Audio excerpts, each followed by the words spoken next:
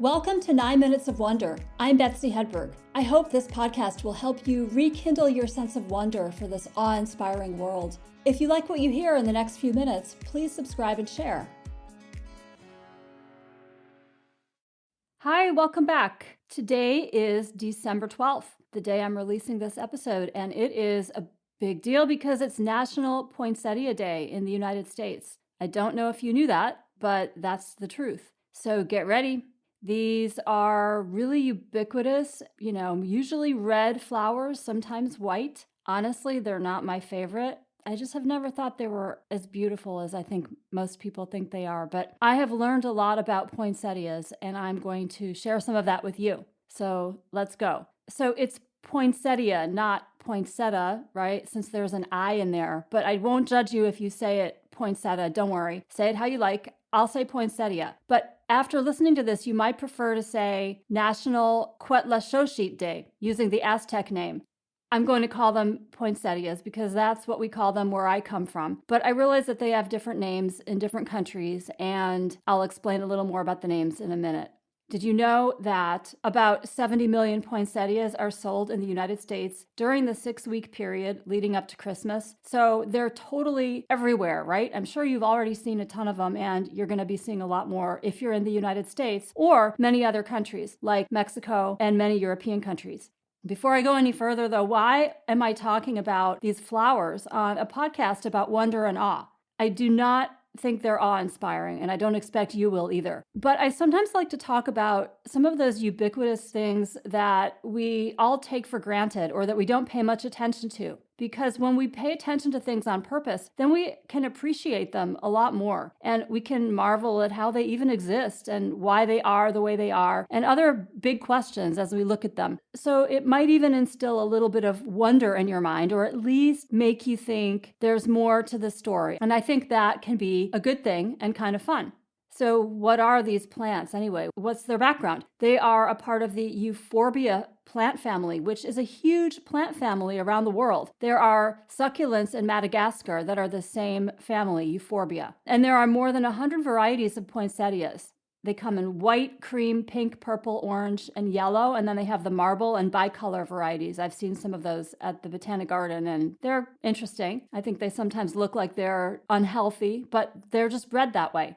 And when we look at the classic red poinsettia, I always assumed I was looking at the flower, like this red flower that looks kind of like a leaf, but that's not true. They are called bracts, those red parts, or the parts that can be white, cream, pink, purple, orange, or yellow, or marble, and bicolor. Those are bracts, B-R-A-C-T, and the colors develop when the plant is placed in a dark location for a pretty significant amount of time. Then the bracts will change color, and then the plants need to be in light during the day to have the brightest color. And the poinsettias do have flowers, by the way. Those are the little yellow and red parts in the very middle, very small. But I cannot help but call the whole plant the flower. It's just natural for me. So I'm going to just keep using the word flower, but I mean the whole plant that we're talking about.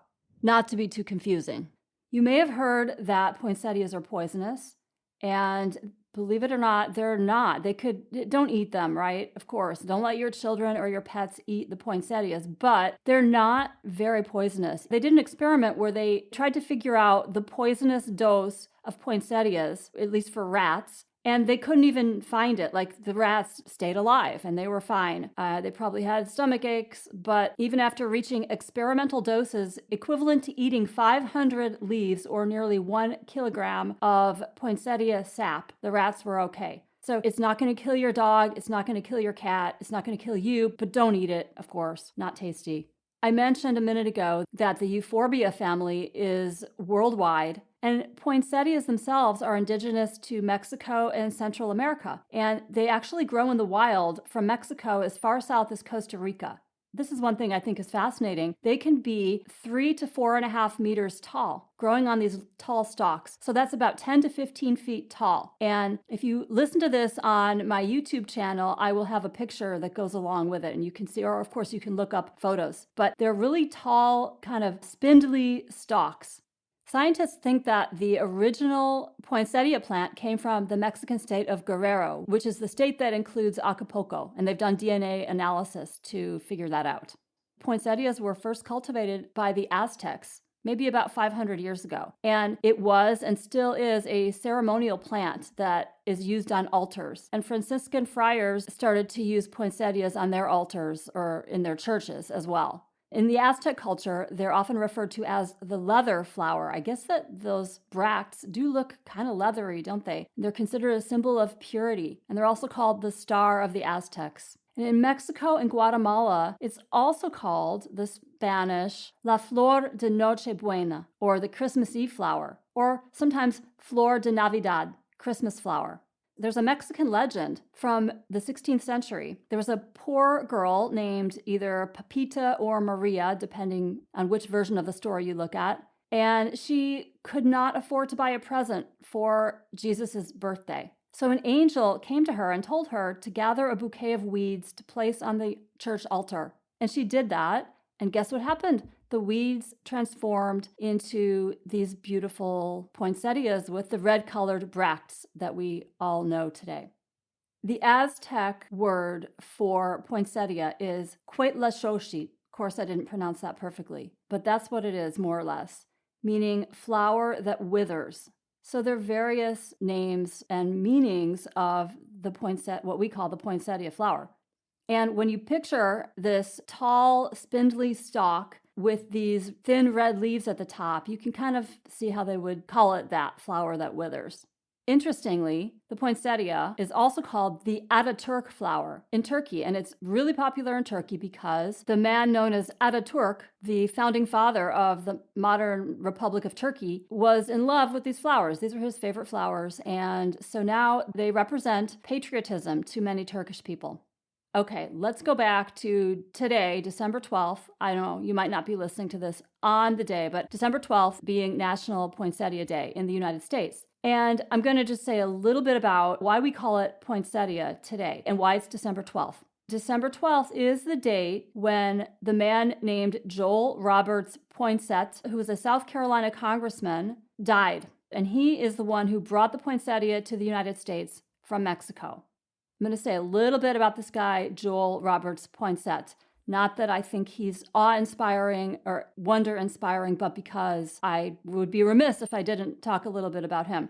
He was the first United States minister to Mexico after Mexico became a newly independent country. And in the 1820s, he was on a trip back to the United States, and he brought a sample, or maybe multiple samples, of this red plant back to the United States. And from what I can gather, he named the plant after himself, basically stealing it from Mexico and then changing its name. And he cultivated it in South Carolina and then sold it, earning quite a bit of money. This man actually made quite a few enemies in Mexico.